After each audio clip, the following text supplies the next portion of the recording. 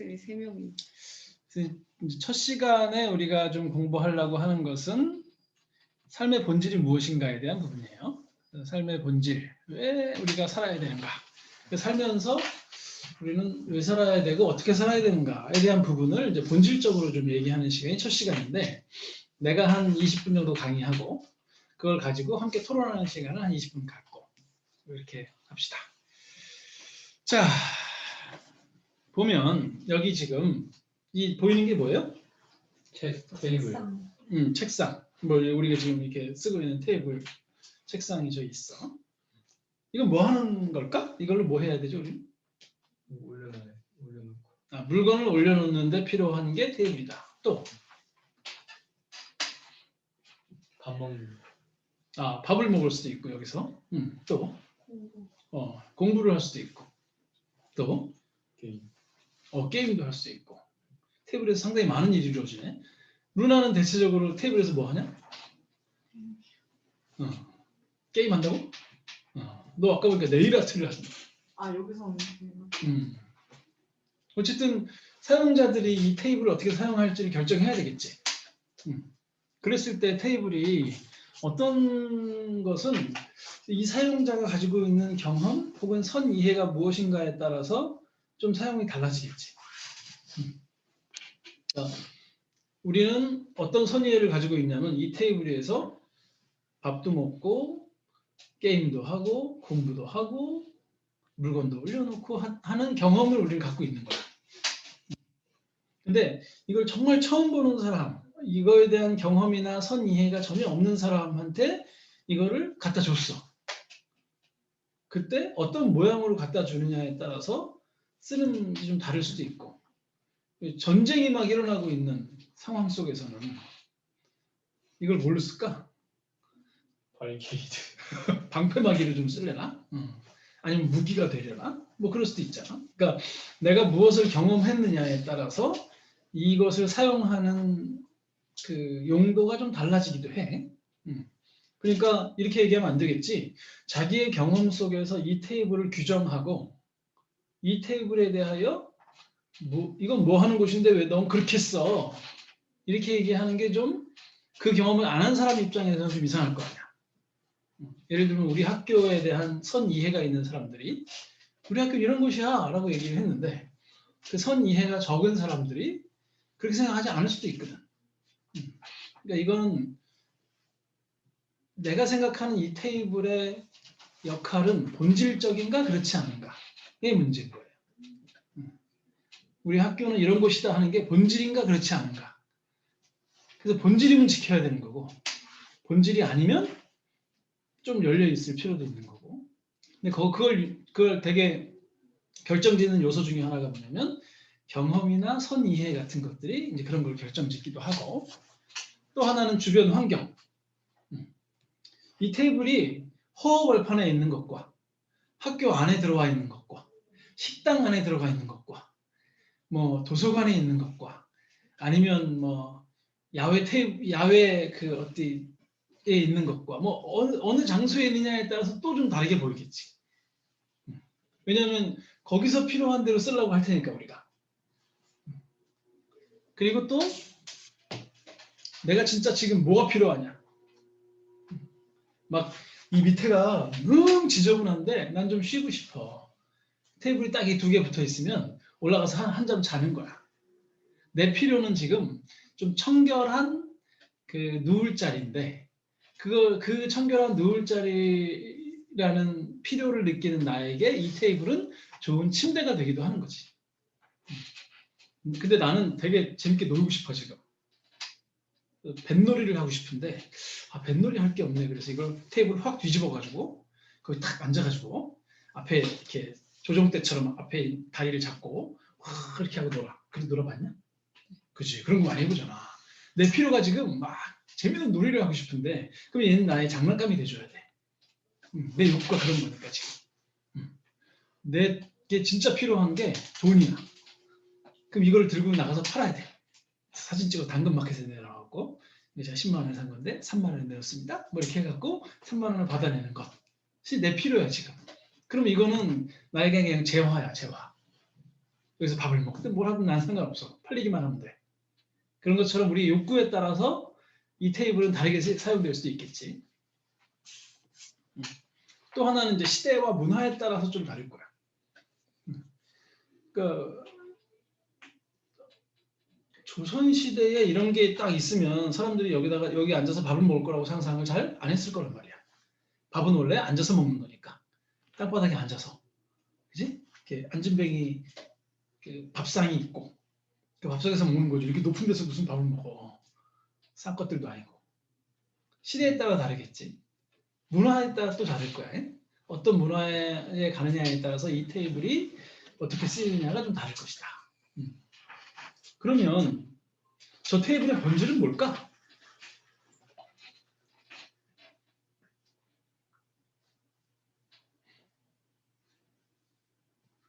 어떻게 생각하니? 이 테이블은 본질적으로 뭐야? 그러니까 도구. 도구. 아, 본질이 없나? 테이블이라고 치면 그런데 일단 조이라는 아이가 있어. 근데 조이라는 아이 옆에 있는 우리들이 조이에 대한 경험이 다 다르지. 조이에 대한 이해가 달라지겠지. 그지? 그래서 어떤 애가 보기에 조이는 정말 훌륭하고 위대한 애야. 지난해에는 상도 막 받았어. 우리 학교 학생 대표기도 해. 막 이제 선이해와 경험에 따라서 조이가 진짜 조이가 아니라 다른 조이라고 누군가가 착각을 할 수 있어. 근데 조이한테 욕을 몇 번 듣고 한 3대쯤 맞은 애가 하나 있다고 생각을 해봐. 그런 경험을 했어. 그럼 조이는 어떤 애? 깡패야. 그렇잖아. 그럼 조이의 본질은 뭐야 도대체? 조이 옆에 있는 사람의 경험에 따라서 조이가 바뀌는 거야? 그렇진 않지. 그럼 뭐지? 조이가 한국에 있을 때와 아프리카에 있을 때는 완전히 주변 환경에 따라서 애가 달라져. 여기서는 말도 잘하고 뭐 글도 잘 쓰고 그러는데 딱 아프리카 가잖아? 말도 못하고 글씨도 못 쓰고 이상한 애가 하나 나온 거야.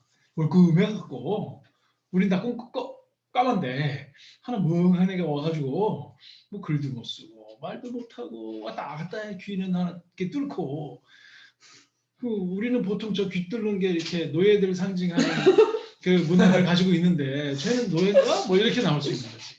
그러니까 얘는 얘인데 얘를 누가 어떻게 먼저 경험했느냐, 주변 환경이 어떠냐, 주변 사람들의 필요가 뭐냐, 욕구가 뭐냐에 따라서 얘는 달라지는 건가? 이런 고민을 많은 사람들이 한 거예요. 자, 어떻게 하면 좋을까? 그 사람의 본질을 찾기 위해서 뭘 어떻게 해야 돼 그러면?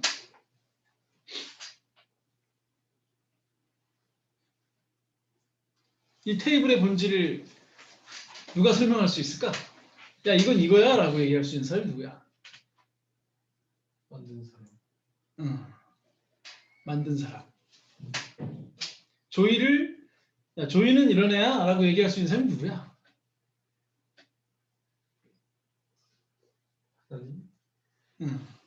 만약에 만든 사람 혹은 창조자가 의미가 없다면 어떨까? 너는 계속 바뀌어야 되냐? 보는 사람마다? 그 어떨 것 같아? 너를 보는 사람마다 자기들의 경험, 자기들의 선의에, 자기들의 욕구, 자기들의 문화, 자기들의 환경에 따라서 너를 다 달리 해석해. 너는 어떨 것 같아? 기분이? 혼란스러워. 좀 혼란스러워. 난 누구지? 뭐 이렇게 될 거 아니야? 나와 상관없이 누군가가 자꾸 나를 이렇게 규정해. 그럼 이상하잖아.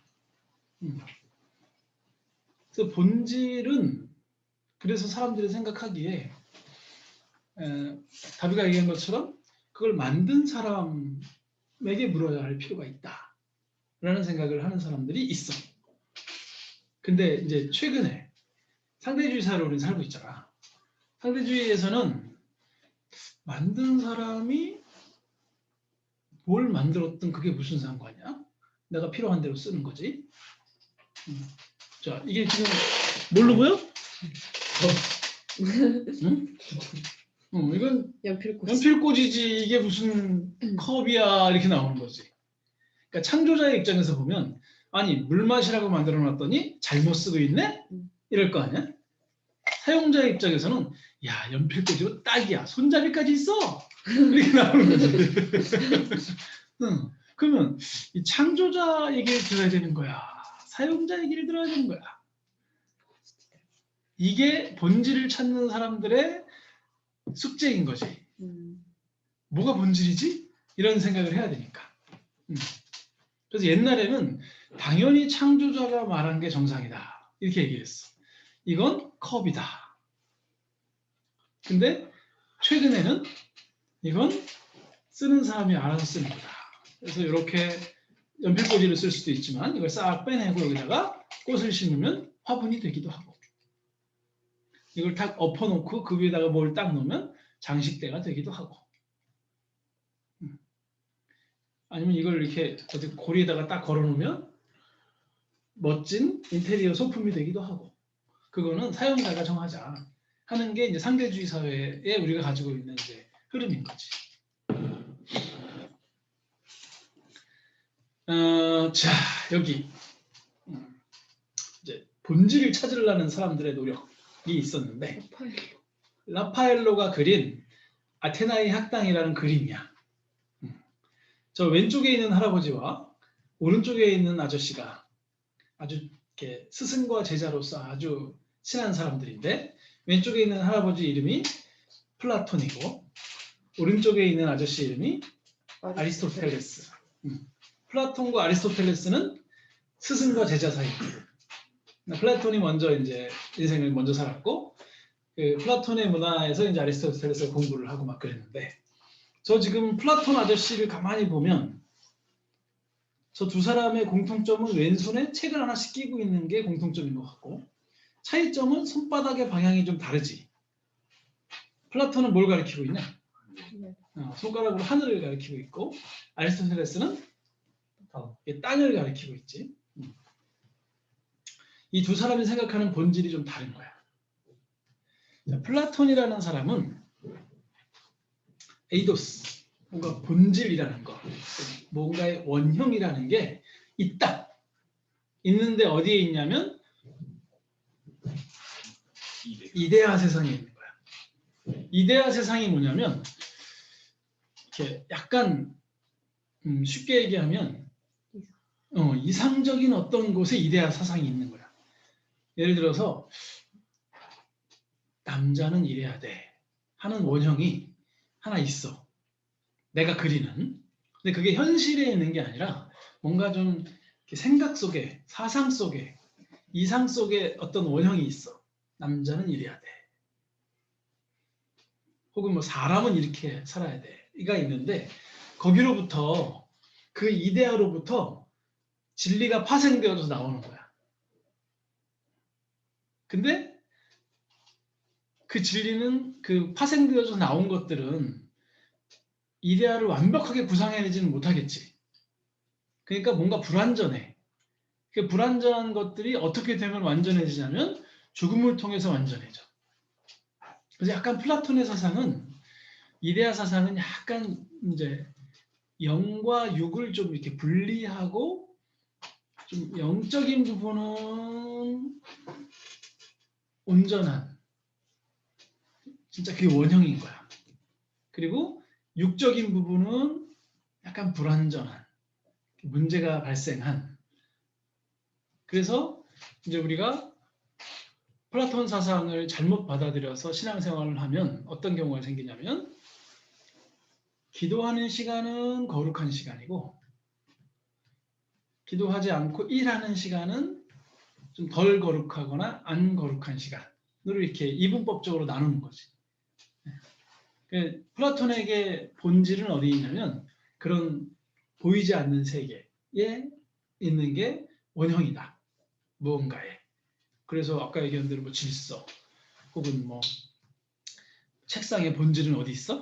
이거는 이 책상은 무언가로부터 파생되어서 나온 하나의 객체이기 때문에 원래 원형은 이데아 세상에 있는 거야. 그리고 이거는 이제 그것을 형상화한 좀 불완전한 뭔가일 뿐이다. 그러니 이걸 보면서 뭘 봐야 되냐면 이 책상 너머에 있는 원형이 무엇인지를 발견해라. 요게 이제 그 이데아 사상에서 플라톤이 얘기하는 것에 좀 가까워. 근데 그 얘기를 들으면서 공부를 했던 아리스토텔레스가 보기에는 그 원형이라는 놈이 그렇게 안 보이는 데 있어? 이상적이야? 아닌 것 같아. 하고 생각한 게 이제 아리스토텔레스는 이 원형은 감각하는 존재에 있는 거야. 지금 내가 어떻게 느끼느냐. 이게 중요해. 아까 컵하고 좀 비슷하지. 이걸 만든 사람의 이데아가 있었을 거 아니야. 사람이 물을 마실 때는 이렇게 해서 이렇게 마셔야 된다 하는 이데아가 있었을 것이고 그 이데아를 실현한 게 이 컵이잖아. 그래서 이 컵은 이데아에 맞춰져야 진리야. 그러나 이데아를 온전히 담아내지 못하겠지. 근데 아리스토텔레스가 보기에는 이거는 그냥 내가 감각하는 것 자체로 원형이야. 이것에 뭐 숨은 뜻을 찾거나 원래 의도를 찾거나 그럴 필요 없어. 그냥 이거는 생긴 대로 사는 거야. 하고 감각하면 돼, 내가. 내가 감각하기에 필통이면 필통인 거고 내가 감각하기에 화분이면 화분인 거야. 그러니까 아리스토텔레스를 제대로 공부한 사람한테 이렇게 얘기하면 굉장히 화를 낼지도 모르겠으나 일단 쉽게 얘기하면 그런 거지. 그렇게 해서 결국은 죽으면 원형이 소멸돼 버린다는 거야. 아까 플라톤은 죽어야 원형을 회복하는 거지. 진짜 영적인 부분. 영만이 완전히 완벽하기 때문에 죽어야 하지 좋은 거야. 근데 아리스토텔레스 입장에서는 죽으면 의미가 없는 거야, 그냥. 왜냐하면 소멸해 버리니까. 이게 이제 플라톤과 아리스토텔레스의 그 본질에 대한 이해의 차이인데 그렇게 보면 약간 플라톤은 조금 더 수동적인 입장이겠지. 인생에 대하여 이렇게 접근해 나갈 때 뭔가 열심히 안 할 것 같지 않냐, 그러면? 원형은 어디 있냐면 이상의 세계에 있어. 그렇기 때문에 우리가 지금 여기서 뭘 해도 그 원형을 추구할 수는 없어. 그 원형을 드러낼 수도 없어. 그래서 죽어야지 그 원형을 우리가 되찾을 거야. 그럼 이 사람의 목표는 뭐겠어? 죽어야지. 약간 그래서 약간은 이제 플라톤이 그랬다는 게 아니라 요 계열의 생각이 약간은 우리를 허무주의 쪽으로 이렇게 몰고 가. 어차피 이 땅에서 그게 이루어지지 않을 거니까. 그 신앙을 가진 사람들도 요 스타일로 가지면 뭔가 직접 나서서 해결하고 문제를 어떤 좀 이렇게 막 극복하고 막 이런 노력을 하기보다는 이쪽에서는 어떤 게 더 커지냐면 약간 기도하고 내가 직접 개입하기보다는 뭐 하나님의 음성을 들어야 되고 그래서 하나님께서 알아서 해결해 주시고 뭐 이런 얘기를 많이 하겠지 아무래도 플라톤적 사고를 가진 사람들. 아리스토텔레스를 간접 생각을 가진 사람들은 대체적으로 무슨 생각을 하게 되냐면 어떻게 능동적으로 내가 참여할 것인가? 왜? 죽음은 소멸일 뿐이니까 뭐 어디론가 피하지 않겠지. 직접적으로 막 부딪히겠지. 그래서 현재 하고 싶은 것들은 막 해야 돼 가서. 그 문제를 내가 막 해결해야 돼. 자, 너희들은 어때? 100대 0, 90대 10은 아니겠으나 51대 49, 60대 40 정도로 본다면 약간 더 수동성에 이렇게 강조점을 두는 것 같아? 아니면 능동성에 강조점을 두는 것 같아? 저 수동성. 너는 수동성 왜? 중간에 그렇게 하면 좀 편하기도 하고 뭔가 뭔가 책임을 안 져도 되는 편안한 그런 게 좀 있지. 뒤로 물러서니까. 오랫동안 그러면 좀 답답은 하겠으나. 그러나 일단은 그런 쪽을 선택하는 편이다. 오케이. 다른 사람들은?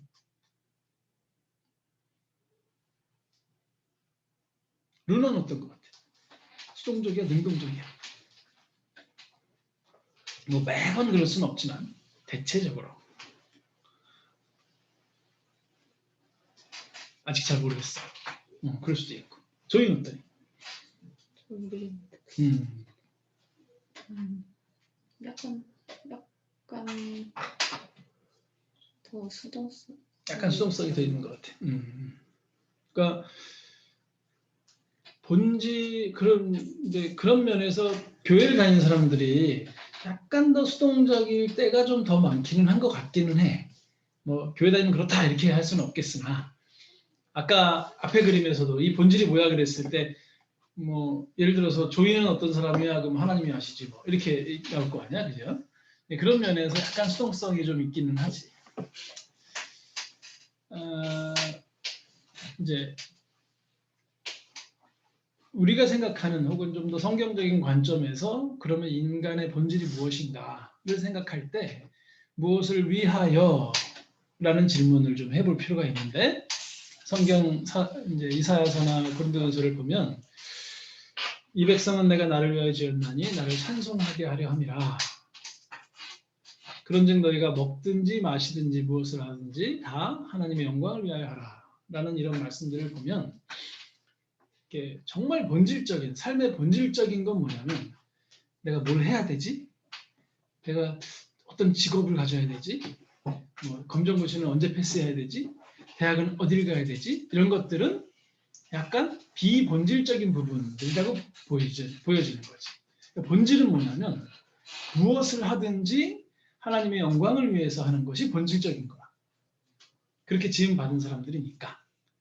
그래서 이 컵이 물을 마시는 데 쓰는 게 중요한 게 아니라 이 컵의 용도가 중요한 게 아니라 이걸 뭐 연필로 쓰든 뭐 화분으로 쓰든 그런 수단보다는 도구 어떻게 쓸 것인가 보다는 더 중요한 건 그것을 뭘로 쓰든지 간에 그것을 쓰면서 어떻게 하나님의 영광을 위해서 할 것인가.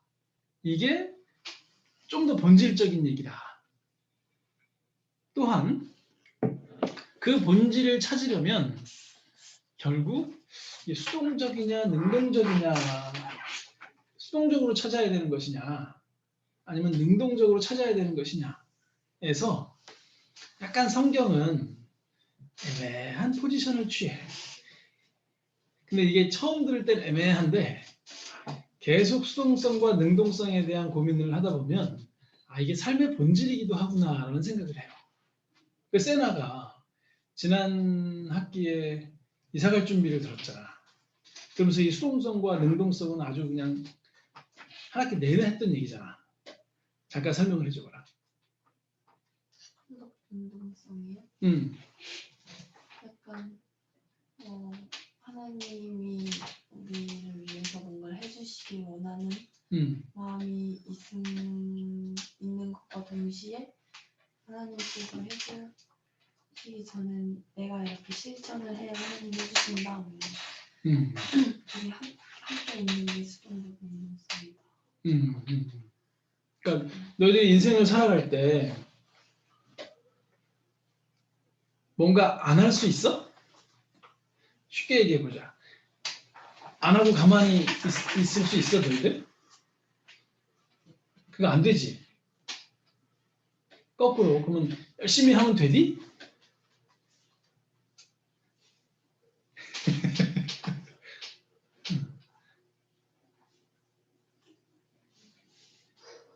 요 사이에 있는 거잖아. 우리가 아무것도 안 하고 살 수 있어? 그러면 그럴 수는 없지. 그지? 뭔가를 해야 되겠지. 뭐 하면 돼? 참 해보자 안 되는데? 이런 거야.